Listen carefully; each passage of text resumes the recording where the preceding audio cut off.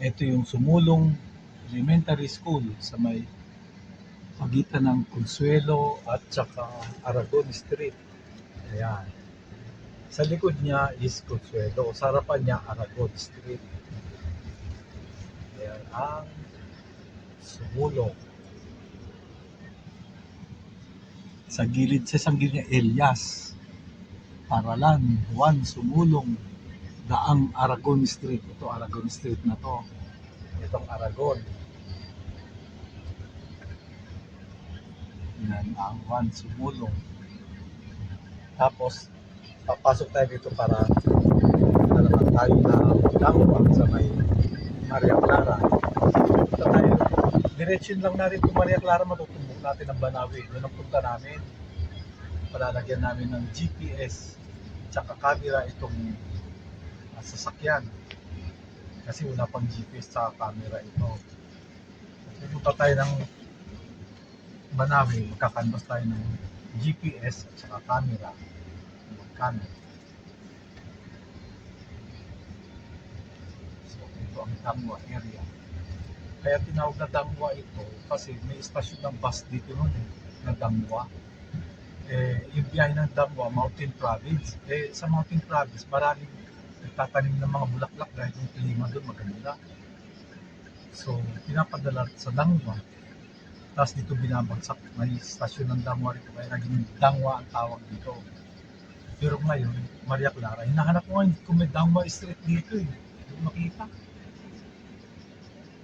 So, diretso lang natin to Maria Clara, matutumbok natin ang Banawe. Doon po saan maraming supplies, mura supplies ng mga car accessories. So, eto, daming bulaklak na nagtitinda. Ito yung Dimasalang, crossing Dimasalang. Pag cross mo ng Dimasalang, marami pa rin nagtitinda. Siguro ito yung dating istasyon ng Dangwa. Ito. Tanong natin minsan sa ng dating istasyon ng Dangwa. Pag sinabi, nung araw pag sinabing Dangwa, Benguet province ang ipon noon. Handa noon sa nakakarating ng Mount Pulag, yung second highest mountain peak in the Philippines. Pero sa Luzon, siya ang pinakamataas sa Luzon, yung Mount Pulag. Doon, nakarating na ako doon. Lamig. Meron ding Sea of Clouds doon. Cristobal Street. Tapos yung Algeciras Street, yan yung pinatungan ng kuwan. At gano'n. Ako? Craig Street. So, eto, pag dinretsong pabalik, ang tutumbukin nito, Lacson Street sa may UST. Pag diniretso mo naman to going east o Silangan, Banawe ang matutumbok nito. Pupunta tayo ng Banawe. Kaya dito na lang tayo, hindi na tayo alis sa Lacson na to. Ito ang Maceda Street, traffic, ang halo na kasi. Ayan ang Maceda Street. Maceda.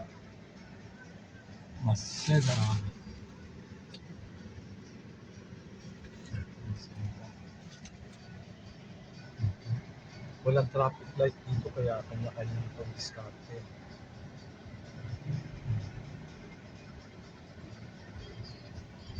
Ayan.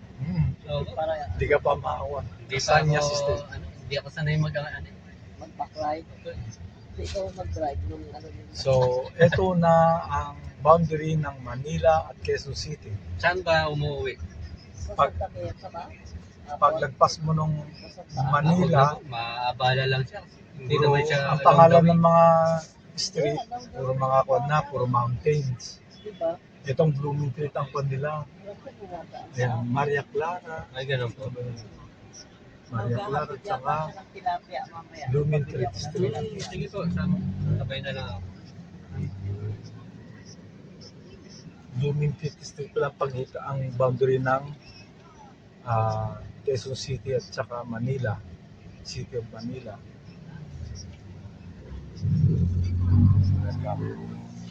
So, ito Quezon City na to. Mapapansin nyo, ang mga street dito, mga bundok o kaya bulkan. Yan, Mount Halcon. Yan. Ito, Mount Baco. Itong Baco sa Konto eh. Sa Ilocos yata yan o sa Mountain Province. Maribeles sa Bataan, Mount Maribeles. Kanina sa Sampaloc area, Manila, puro character ng No Limit Tangere tsaka El Filibusterismo yung pangalan ng street. Yung street na ito, Maria Clara pa rin. Ayaw nga yung butina niya Iba street. Oo. Ano, hindi naman pala malakaw. Hindi, kung buksan mo yung pinto, yung bintana mo. Hindi yung ano, kasi binigay. Naka-horn na po to. Oo, sabi. Iriga. Magkano yung Lakas oh! malakas pa? Lakas na busina. Malakas. Isarok, Yan ang Mount napananulan Isarok. ko eh. Nung nag-spin ako, Ako. pananulan ko yan. Sinong nagkabit po nito? Sila na. Sila na. Kasi, ang gusto ko, car cover. Mas mahal pala yan. Maganda po to. Yung kusina. Kung masisira naman yung sasakyan mo sa element of rapid deterioration. Ayun lang. Bibili na lang tayo ng kapsina dyan sa Banawe. Car cover. Mabili na lang tayo dyan Ako. car cover. Kasi syempre, hindi naman ipapark yung Van. IS dun sa kabila. Kung yung highest na lang bilan nyo ng car cover. Kasi yung katabi natin, highest din eh. Ang laki nun. Ang Ang hirap cover. ilagyan. Kabit Ikaw naman, Ang taas. ikaw na magkakabit din naman ako. Kailangan ko pa ng Nandito pa rin tayo sa Maria Clara Street pero parte na to ng Quezon City. So itong Maria Clara Street, ang matutumbok nito, Banawe.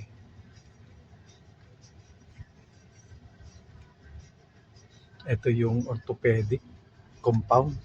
Orthopedic hospital yan yung compound mo. Ang orthopedic.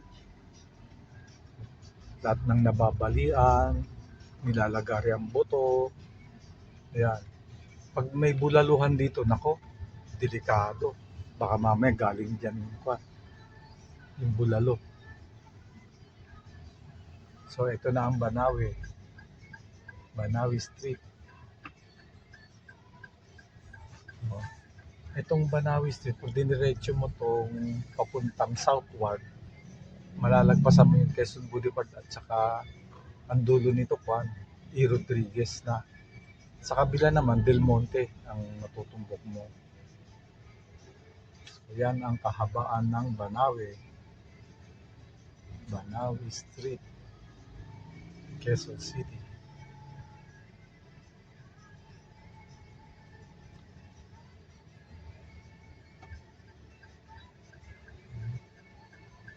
Ano ba yun?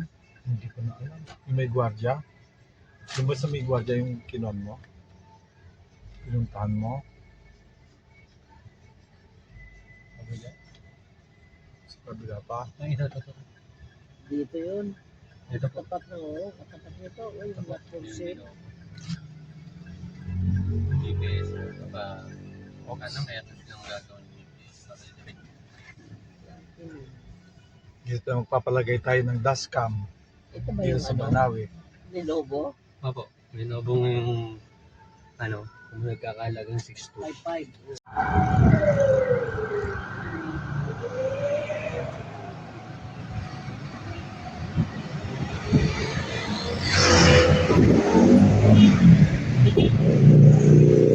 Dito pa rin yung Banawe.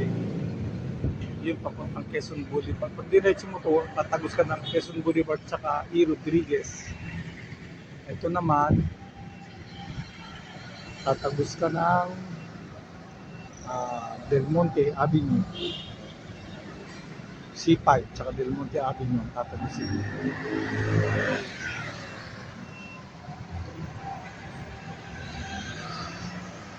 Pa rin tayo sa Banawe. Dadaan tayo ng Antong Enroas. Anong pagdating sa Maynila, anong pangalan tong Enroas na to? Dapitan. Hindi. Damulaan. Ata, oo, dapitan. Kasi Maria Clara na yun eh. Ay, Tingnan natin, malalaman natin mamaya. diretso yun natin. Oh, pwede. Lahat naman tatago sa Lacson. Sa Mayon Lacson. Laon-laan, hindi naman. Daunlaan, one way papuntang Quezon City. Ito naman ito Apple, oh. Bakit? Doon na sila kumakain sa isang ano. Ah, oo. Pag di na sila lalayo, andun na yung nagtitinda. Ibig ko sabihin na Sa isang plato. hindi may ganun, no? Yung nasa parang kanto na umaandar. Oo. May lamesa. Oo. Mataray talaga sa iyo yung ano, seatbelt.